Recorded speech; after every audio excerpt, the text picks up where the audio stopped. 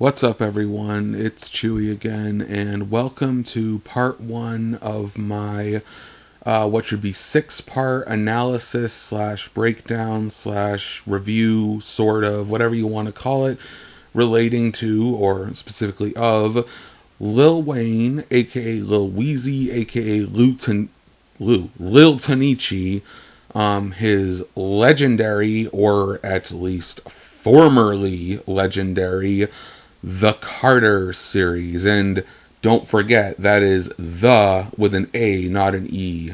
That's very important. Only real fans never forget to spell it that way. Anyways, as you would imagine, we are kicking things off with the Carter, aka the Carter 1, aka OG the Carter, from the wonderful year 2004, at which I would have been, let me think, 10 years old, I believe.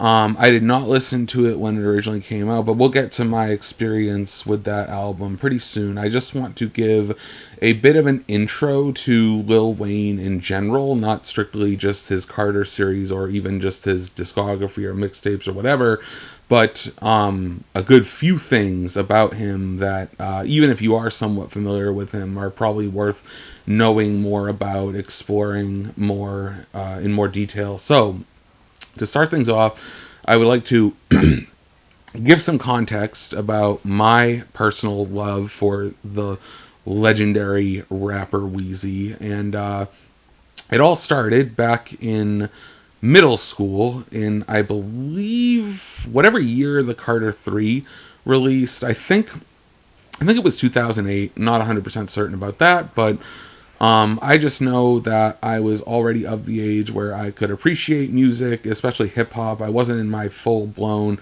pretentious music nerd, avant garde, crap loving self that I would become in my 20s. However, I did love myself plenty of rap bangers, from Eminem to Soulja Boy to T-Pain to all the bling rap and whatever you call 2000s rap, aughts rap, all the stuff that was popular back then, because back then I was pretty much a normie when it came to my music taste, or really my taste in every artistic and entertainment medium. You know, I just listened to the radio because that was still a excuse me. I listened to the radio often in the car because that was still relevant back then. I mean, there are kids born today, or well, not born today, but kids who are alive today who haven't reached adulthood, who may not even know what a radio is, or they may have never listened to the radio once in their entire lives. And honestly, if they hadn't, I could not blame them even one bit, because to my knowledge, from what I've heard of how the radio is now, it's basically a load of crap. There's almost nothing good, and the good stuff there is played so repetitively so many times all day, every day, that eventually you will stop thinking it's good, because it has been hammered into your brain so much that it's like nails on a goddamn chalkboard. Now, anyways, like I said, middle school around 2008, I was a strapping young wee lass whose interest in hip hop didn't go far beyond the quote unquote greats of that era, and often it wasn't really the greats, it was just whoever was getting a lot of hype on the radio. And, anyways, what really kickstarted my appreciation for and hype for and enjoyment of Lil Wayne was the release of the Carter 3 and the singles and hype leading up to that. I have a very distinct memory of the album leaking early, and now this was way before streaming, way before I knew how to properly pay for or download anything on the internet. I mean, Christ, this was like only 2 years after YouTube was invented. Don't know what's up with my throat. But anyways, I had a wonderful teacher, a really great teacher, and I don't I think I remember her name, but obviously for privacy purposes, I'm not going to put it in this video. I just know she was very short. She was shorter than me even back then, although I was a pretty tall kid. Or, well, I was a tall teenager. Don't know about kid, but I'm pretty sure she was shorter than me even in middle school. A very small woman. And anyways, she had a Walkman. That's something even more ancient than the radio. God, I am truly too old. But anyways, she had a Walkman, and she had a blank CD that she had burned a leaked copy of the Carter 3 in full onto that CD. And she was not just hogging it for herself while she did her teacherly duties throughout the school days, but she actually would kind of pull me and other Lil Wayne fans aside into like the back of the classroom on like lunch or recess time, and she let us borrow some cheap Lil earbuds. I don't even know what brand. I wanted to say Apple, but I was like, I don't even think the Apple earbuds were a thing that far back, at least not a popular thing. And anyways, she let us listen to a few tracks off the album with those earbuds, and I think eventually she got caught by her higher ups and kind of, I don't know if she ever got in real trouble. She didn't get fired or anything, but they told her like, hey, you can't do that. That's like explicit music. That's got swear words in it. And so I was exposed to that album before it even released. And then, of course, when it did release, I got the CD for myself, and I had a Walkman too. Or no, wait, actually, I think my friend had a Walkman. I got one eventually, but, or maybe I didn't, but I know I had a friend who had a Walkman. And my friend would come through with all kinds of CDs. Some were like burnt CDs with pirated music, and others were legit CDs that he actually bought. And this friend, I remember I think the first thing I ever listened to on this Walkman was Eminem's Marshall Mathers LP from the year 2000. And I just remember being shocked by how explicit it was, especially compared to the Eminem songs that I had heard on the radio that were heavily censored, like Cleaning Out My Closet from the Eminem Show, which back then I thought I totally related to in a dumb way. But anyways, like, so he showed me the Marshall Mathers LP, and I remember I made it to like, I don't know, like a fourth, maybe a third of the way through the album, and my fragile little middle school mind was so shocked by the quote unquote horrifying content that I kind of told him like, hey, like I'll finish this later. And then I probably didn't finish it until years later when I was much more desensitized and in my whole edgy high school persona, phase, personality, whatever. That's a whole different story, maybe for a different video. But the point is, that was how I was first exposed to some classic hip hop albums and artists. And I was basically a hardcore Lil Wayne fan from the moment I heard the Carter 3 in full. And there were some really standout tracks, but I'm not going to spoil them now because eventually I will get this video series to the Carter 3 and I will expose my favorite tracks of that album when I do that. However, I will say there's probably going to be a lot more top tier favorite tracks on that one than there is on the original Carter. But I'm the type of guy who likes to do things in chronological order.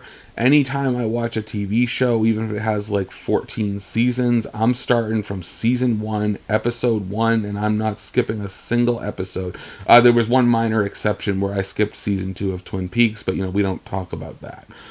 Rest in peace, David Lynch, by the way. Anyways, that's how I got into Lil Wayne, and since then I've basically been a lifelong fan, despite the pretty undeniable fall off he's had in the last 15 years or so. And God, I can't believe 2010 was 15 years ago. The time truly does keep going by faster and faster, and it is an existential terror on me every day, weighing me down. Anyways, I want to touch on Lil Wayne's impact on hip-hop and hip-hop culture and really culture in general, on what makes him unique. And I would say his wheezy voice, hence the nickname, the alternative nickname Lil Weezy. His voice has always been very raspy, although I would say in more recent years it's got like much raspier and much more obnoxious. And he definitely has gone pretty hard on the auto-tune in the later stages and decades of his career. However, back then the wheezy voice was very unique, and the way he enunciated a lot of words or phrases was also unique. He really gave his punchlines the extra punch, really put the punch in punchlines. And that was another thing. He always had great punchlines, or he did for quite a while, and they were often silly and vulgar, and he particularly has a massive obsession with eating pussy, but that was all part of the charm, at least for a good long time, and a lot of people call him the Punchline King because he just, everything he rapped, almost everything was completely off the dome, all freestyles, and I don't know how he had the genius and the mental capacity to store in all those bars that he was ready to unleash on a track at any time, just straight off the dome. But that would come bite to back him, good lord, back to bite him a little bit in his later years as his memory would kind of deteriorate due to factors we will get into later. But like I said, that wheezy voice, those great punchlines, constant freestyles. He had like an album called 10,000 Bars at some point in the 2000s or early 2010s, where he supposedly rapped all the lyrics he had actually written down on paper up until that point, and then committed to never doing anything but freestyles again, whether it was features, solo albums, collab albums, studio albums, which I guess is the same thing as solo albums, mixtapes, of course. Lil Wayne was also kind of the mixtape king for quite a while. But yeah, all that stuff, and there were also some key differences in those older eras, especially between like 2004 to 2012 or so. Very key differences in how people consumed and shared and found and experienced music. Now, back then, we didn't have Spotify or Apple Music or YouTube Music or any typical streaming things. We had the radio, as I've mentioned, the dreaded, cursed, evil, horrible radio. We had LimeWire and Napster for the people who wanted to get a little bit dangerous and skirt the rules a bit, skirt the laws. We had iPods, of course. I had my good old iPod Classic in high school. I would listen to various playlists on the ride to and from school every day, at least 5 days a week, on the bus in high school and probably a little bit of middle school too. And I had some long bus rides. The schools I went to were well over an hour away from my actual home, so I would have plenty of time to just soak up the music with those Apple earbuds, whatever you call them. Not AirPods, because they didn't have those back then, but yeah, earbuds, and I would enjoy that quite a bit. I remember one song that I constantly had on repeat was Around the World by Daft Punk. However, I had like the 4.5 minute radio edit, and I didn't discover until like years and years later that there was like a 7 minute version of that song from the actual album. Homework, I believe, was the one it was on. Anyways, yeah, iPods, you had actual physical albums, of course, and that was a really big thing with Lil Wayne. This is his ability to push so many sales with those. I don't know how impressive the Carter's sales were. I know they paled in comparison to future installments, particularly the Carter 3 and 4. I believe the Carter 3 moved over 1 million physical units, and to put that into context, most popular rappers today still have trouble breaking 500,000 digital equivalent units on streaming. So selling 1 million vinyls or CDs or cassettes, like, that's actually pretty freaking insane. And then, of course, these days you can find music downloads on Reddits, like subreddits specializing in Lil Wayne's music or just hip hop in general. You can join Discords to find download links to artists' entire discographies in like mega files or Google Drives or whatever. Not that I know anything about that. But anyways, moving on from that. Oh, wait, one more thing. I have to touch on the Dat Piff mixtape era. Now, I'm probably going to review Lil Wayne's mixtapes, or at least his core key mixtapes, because he has so many freaking mixtapes. It would be like 19 hours worth of a video review or essay to review all of them, which is just not humanly possible to my knowledge. And anyways, though, there was a time in hip-hop when artists would release a lot of their absolute best material for free on mixtape websites. Can you believe that? For free, completely for free, and legally too, not not piracy, 100% legally for free. And so people would flock to those. There was they would make literal like countdown websites for like, oh, is Lil Wayne's new mixtape out yet? And then they'd break the whole internet downloading that stuff. And anyways, something worth noting, Lil Wayne has had like a 3-decade career at this point. Actually, I think 4 if you count like the 1990s when he was rapping as part of the group Hot Boys as a literal child, which is pretty crazy. I mean, we've had some young rappers, what are some examples? Matt Ox, I think, was one of those really young rappers we've had in the last 10 or 15 years, and honestly struggling to think of other ones. I know there's more. There's a lot of teenage rappers, but I'm talking like, when Lil Wayne was in the Hot Boys, he was like 10 or something. And anyways, as time went on and he got a bit older, there were these really funny rumors of Nicki Minaj being his girlfriend before she was like super famous. And I don't know how true that is. I didn't really bother to dig into that, but I really did want to bring up. There's a Nicki Minaj mixtape. I forget which one, but I think it's from like the late 2000s. And there's a skit on the mixtape where Nicki Minaj gets a phone call from someone, and the guy on the phone is like, "Oh, what are you up to, girl?"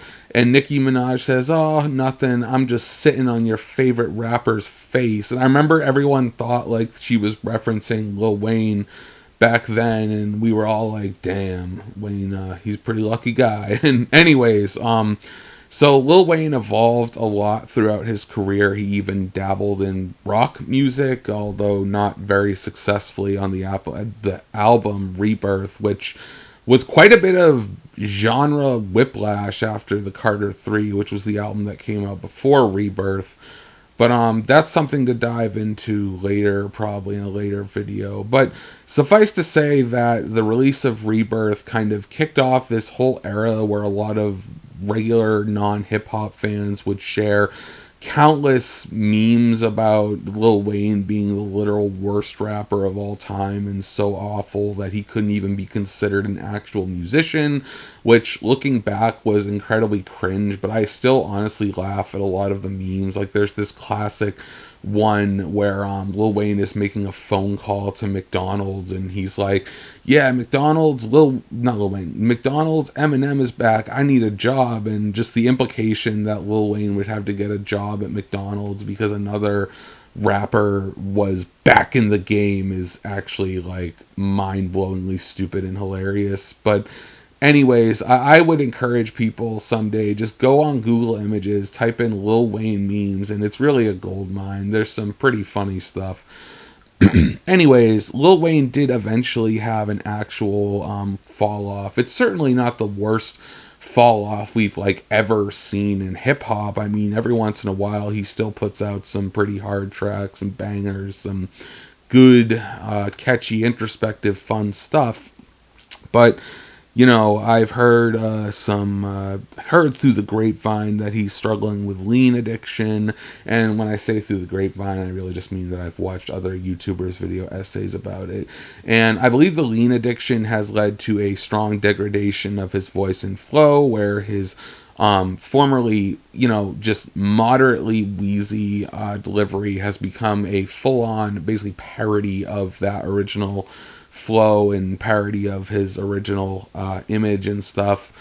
And in a lot of ways, I think his heavily tattooed image and his wild braided hair that he's often with and going around shirtless, flexing all his ridiculous tattoos, people used to look at that as being like really cool, and now he kind of looks a little clownish these days, I think. And it's not so much the tattoos themselves, but it's the way he conducts them himself, where he's kind of leaned into a more wacky, drug-addled image in recent years. And he has also, and then granted this goes back probably like 15 years at this point again, but like he has embraced the weak trap beats and pop rap types of songs and excessive use of auto-tune that characterize a lot of his recent output and recent features and stuff.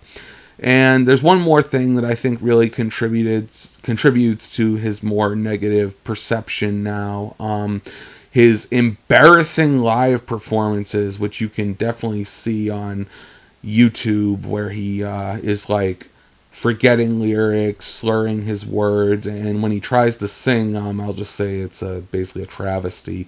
And he's also kind of been overtaken by other signees to his Cash Money Records label, particularly Drake and Nicki Minaj, but really especially Drake. And I mean, I feel like I don't need to break down Drake's hype and career and success and all that crap, so I'll move on from that to I think a little fun fact about Lil Wayne is that, you know, the currently much more relevant and artful Kendrick Lamar, of all people, completely idolizes Lil Wayne, particularly his work ethic during Wayne's mixtape era. But again, that's a kind of another vid.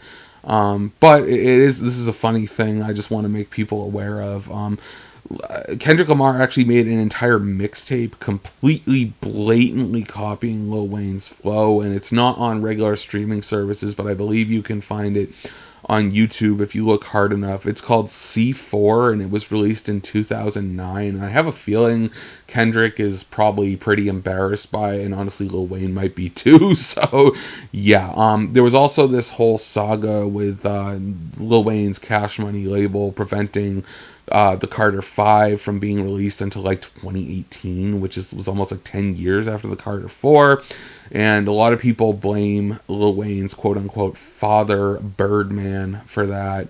But again, when I get around to reviewing the Carter 5, I will definitely go into more detail on that.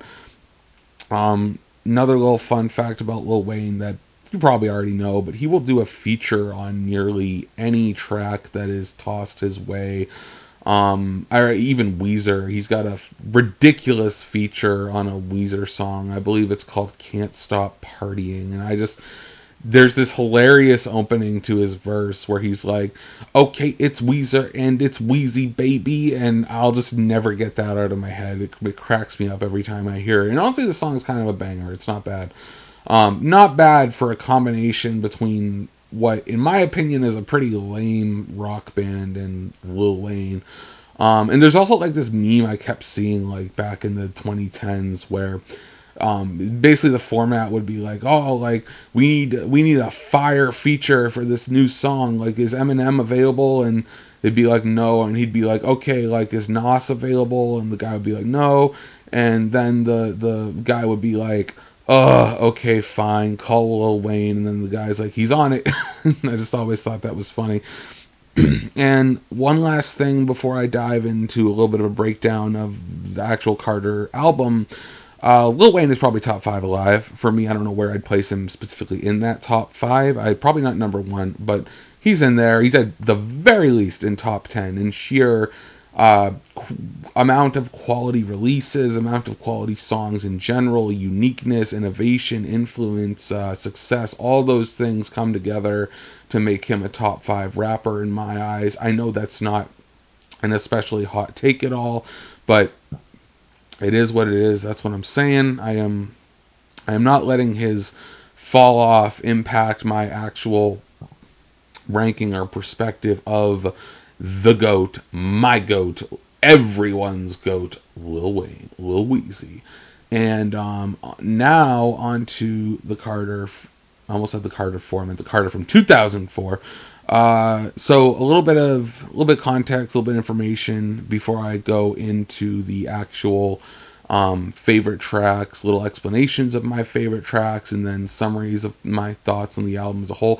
I just want to clarify, this video would be like 2 hours long if I reviewed every single track on the album, because it's like a 20-something track album. So the way I'm going to do this video is I just want to really pick out and highlight my favorite tracks and kind of briefly summarize what I think of my non-favorite tracks, and I'll throw in some honorable mentions as well, some favorite lyrics, favorite samples, and so yeah. Anyways, so I didn't listen to the Carter when it first released. Like I said, I was only 10 years old, and you know, I wasn't really into rap at all at 10 years old. Even for me, that was a little bit too young. And I remember the first time I listened to the original Carter. It was either 2019 or 2020, and I remember this because I remember I was playing Call of Duty Modern Warfare 2019, not the original Modern Warfare, but the 2019 reboot. And I was playing multiplayer like I always do in Call of Duty. I'm a hardcore Call of Duty fan, get every new yearly release, but that's once again a whole other video. So I was playing that game, I was enjoying it, I was kind of having a pretty fire match. I think it was like free-for-all or something, and I was just like, I was MVP, I was dropping like Harriers and cluster missiles, whatever the heck the Predator missile is called in that game. And I had the Carter going. I don't remember if it was headphones or through the TV. I think it was through the TV on like Spotify. So the Carter album was like mixed with all the freaking gunshot and explosion sounds of Call of Duty. And I think after that, like immediately after I finished the Carter, I went into the Carter 2 as well. And so I have a pretty personal connection between online video games and hip hop, especially action games or shooter games, and especially Call of Duty. And I think that's probably pretty common. I mean, there's kind of that stereotype of like those wannabe gangster white boys who would play Call of Duty and blast like DMX and Eminem and stuff like that. So I was kind of one of those people, but it ended up being Lil Wayne in the future, and now these days I listen to all kinds of hip hop while I play COD and other video games, everything from like Common and I don't know who else. Like I was gonna say conscious rap, and I was trying to think of some specific conscious. Oh, Del the Funky Homo Sapien was another one who I listened to recently while playing like Shipment on Modern Warfare 3 or something. But the point is, I have a pretty extensive knowledge of hip hop and pretty diverse taste in hip hop. I'm not trying to say that to like toot my own horn. I'm very passionate about this stuff, and I know more than most people. But I will say I'm not like the absolute like greatest genius expert on the genre or anything like that. But I know a good bit. Anyways, I listened to the original Carter. Keep almost accidentally putting a number at the end of it. But anyways, I listened to the Carter probably like 6 times just this spring, this year alone, including today, as I wrote my notes on it, of course. And before I get into the actual favorite tracks, I wanted to mention that by today's standards, what am I trying to say? The album is it's longer than a lot of hip hop albums that get released today. The average runtime for a hip hop album today is probably between like 20 and 40 minutes. And it's also like hip hop songs today usually have like 2 verses, 1 or 2 hooks, and they're not as lyrical. I'm not saying good lyricists don't exist. I'm not a boomer like that. But, the stuff that's on the radio now, the stuff that's topping the charts, it usually doesn't have a lot of substance unless it's like the Kendricks or whatever, Kendricks and Coles and all that. And but on this album, Carter, there were longer and more complex and varied and lyrical songs, often with whole intros and outros and like 3 or 4 instances of the hook and at least 3 verses, and even sometimes backing vocals on like hooks and even verses. So there's just very different type of structure to albums back then. And I think most of the Carter albums, if not all of them, are like this. And Manny Fresh is the producer of a lot of the tracks on the original Carter. Lil Wayne and Manny Fresh were kind of like buddy back then, and Manny Fresh is an absolutely goated producer. He was also part of the Cash Money Records label roster for quite a while. He might still be on it. I know Manny Fresh was on the Carter 6 that just recently came out, but I think there was only like 1 track he produced, as opposed to like there's got to be at least 10 tracks on the original Carter that Manny Fresh produced. When I was making my notes, I kept noting that a lot of them were produced by him. So let's see. I might talk about the skits, but honestly, they weren't anything to write home about. They weren't very memorable. There were just 2 skits, which were track 5 on the block number 1, and then track 14 on the block number 2. I honestly barely remember what they were even about. It was just like some dialogue of a woman who sounds like she's walking around a city street or something. And anyways, now let's dive into my favorite tracks. In chronological order with a little bit of details for each one. So, track 2, Go DJ. Love that one. Super catchy hook, quotable punchlines. Party music, absolutely. I could hear that playing at a, backyard grill party. I don't know, is that a thing? Grill party? I never did shit like that, but I could see it playing at something like that. It was basically a banger before they were even called bangers. It was fire before they were called fire. I mean, that's a common trend with a lot of Lil Wayne's songs. Some of my favorite lyrics from that song, on verse 1, you got Murder 101, the hottest homie under the sun. I come from under the tummy, busting a Tommy, as in a Tommy gun. I thought that was hilarious. There's also hey, it's Cash Money Records, man, a lawless gang. Put some water on the track, fresh for all this flame, which is just fire. Have some favorite lyrics from verse 2 as well, such as, your bitch present with the music blasting, and she keep asking how it shoot if it's plastic. Like, I love the way he pronounces that last part, like that, just like rhetorical or just silly. Like what kind of question is that? Like, how could she ask that? And moving on from there, we have track 6, I Miss My Dogs, produced by Raj Smooth and Manny Fresh. And it's an unusually sad song from Lil Wayne, and probably the saddest song on this entire album by far. It's got a catchy and emotional hook. It's got a very nice bass line that I'm kind of assuming is a sample, but it might not be. I really don't know. The last verse kind of cranks up the intensity and speed and aggression of Wayne's flow on that track compared to the first two verses. And my favorite lyrics are like basically the entire hook. Like, I can't recite it from memory, but it incorporates the title of the track into the hook, as many tracks do. And this particular hook was not sung by a guest feature or a sample. It was I believe it was Wayne himself, and it kind of has an interesting little like filter or echo or something on it. I don't really know how to describe it. Moving on from there, we have track 9, The Heat, produced by Raj Smooth. Again, love the hook on this one, and the particular standout with the lyrics and the samples. There's a silenced handgun pistol shots during this lyric from verse 3. I got the scope on the tool, I can see what you do with a little red dot, homie, peekaboo, ooh, the silence will speak to you, hit you from across the street while you tying your shoe, like bang, bang, say breathe, homie, breathe. I especially think the tying your shoe part is pretty funny. Like that's pretty cool, honestly. Shooting a guy while he's tying his shoe, that's pretty hardcore, honestly.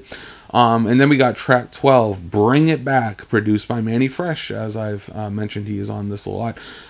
So the notes, I love how the hook on this is like basically dance instructions. Like for, there's a lot of hip hop tracks that popularize dance moves in the 2010s, much more recently. I think Lil Uzi Vert's XOX Tour Life is one of those songs that like popularized the dance move. I might be thinking of a different Lil Uzi Vert track, but I swear he's got one where people were like dancing to it. And you also had like, I don't remember when this came out, honestly, but there was like Hit the Quan, which introduced this absolutely stupid as hell dance thing. And not to mention the song was just incredibly annoying. I don't even remember who made Hit the Quan, but then, of course, you had, what was that Drake song? I think, like, some Drake song that had a dance move in it, like left foot slide, right foot, something else. It might have been Hotline Bling. I don't know. I'm not, like, a Drake stan. I'm not really even a regular Drake fan. Kind of a Drake hater before it was even popular to hate Drake. But, yeah, I won't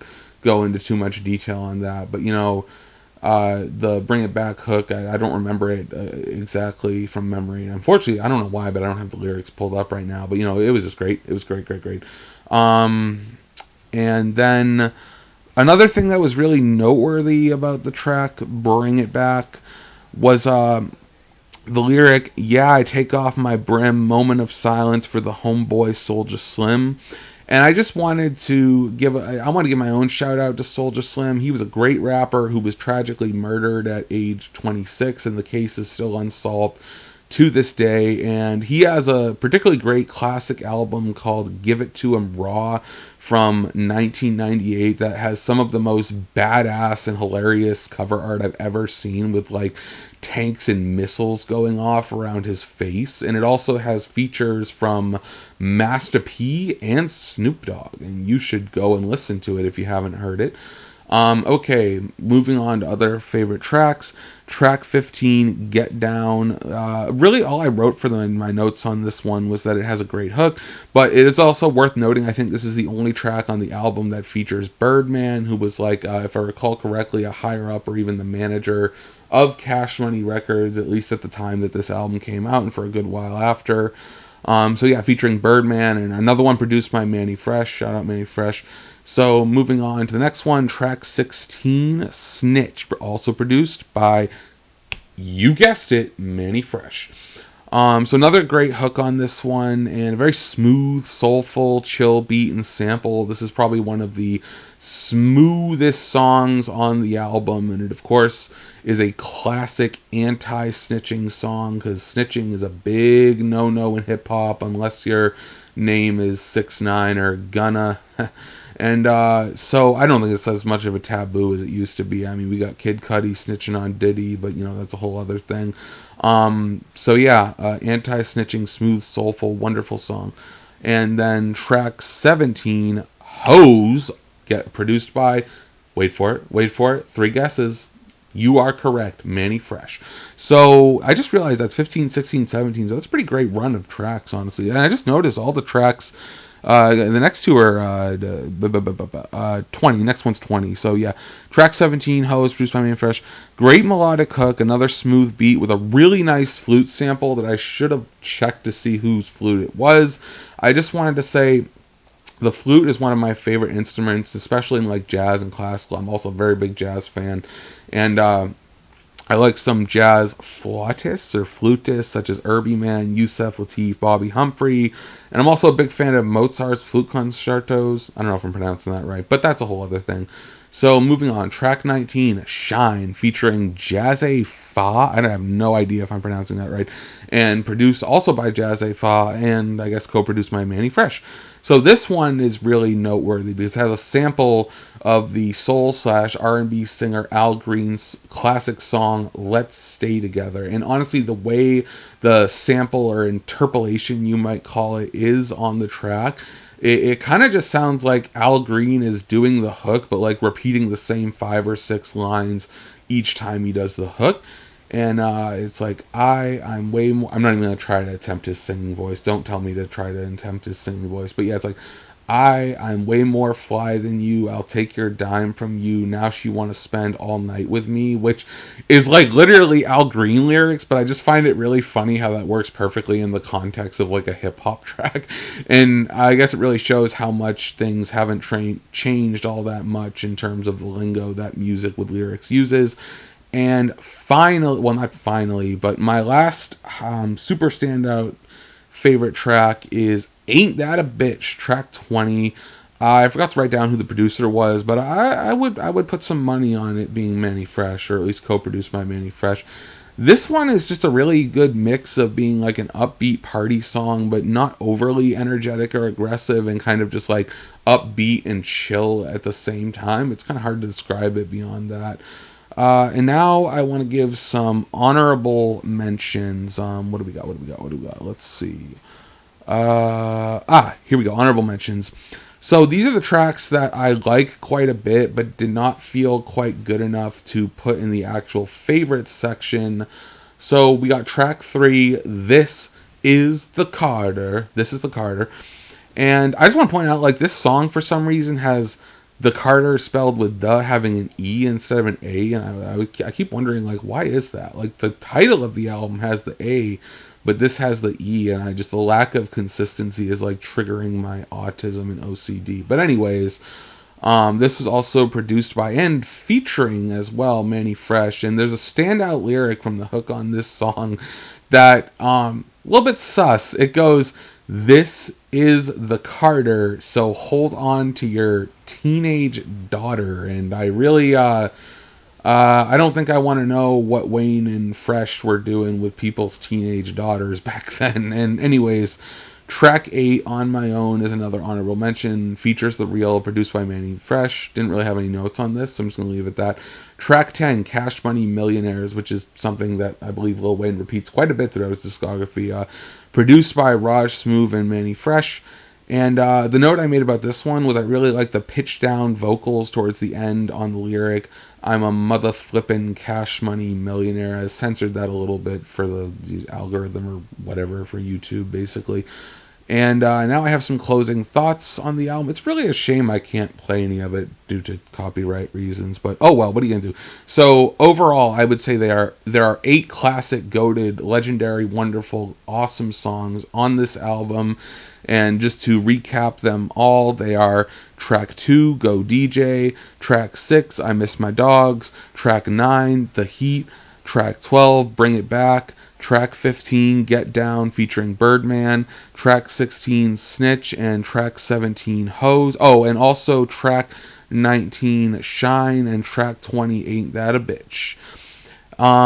That's not bad. However, the thing is, that's not even half of the album, and it's not even like, I mean, it's kind of half if you don't count the skits, but it's a 21 track album. And so only having 8 really great songs kind of disqualifies it from being an actual classic. But to be fair, this is the first installment of this Carter series, and you can kind of really tell that Lil Wayne was sort of finding his footing and trying to prove himself strongly for the first time with this album. I mean, he had quality music before this, but the Carter was really kind of, I think, a breakout and a breakthrough into more mainstream territory and trying to prove that he could be put in the conversation of the current great rappers of that time, but not quite greatest yet, although he would debatably eventually become the greatest. And also, I want to say, so, like I said, good bit of filler. Now, none of the filler songs I would call really particularly bad or not major duds, but it does make the album feel kind of bloated and overly long, and this would definitely not be as much of a problem with some of the other albums in the Carter series. Another positive about the album is there was a lot of variety, especially in like the production and the energy and the hooks and stuff. You had party music, you had sad music, you had bangers, you had like violent music. I mean, a lot of the lyrics were aggressive and braggadocious and violent, but you also had some introspective stuff, some smooth stuff, and the variety and distinctness and just uniqueness of this album to an extent definitely gives an early indication of how wildly unique and diverse Lil Wayne's music would become in the future, particularly from Carter 3 and extending to I Am Not a Human Being Part 2, but again, that's going to be a whole other video. So I think my overall rating for this album, if I have to rate it, would be a very light 7.5 out of 10, but honestly, if you trimmed it down to a playlist of the most essential songs, it could easily be like a 9 out of 10, like short album or EP. So there we go. That's my little like mini review of the original Carter by Lil Wayne from 2004. Holy crap, this video is almost 45 minutes long. I'll let you guys go. Like and subscribe, pretty please. And yeah, that's it. This has been Chewy. Look forward to the next installment, which will be a review of the Carter 2. And love y'all. Peace and love. Bye.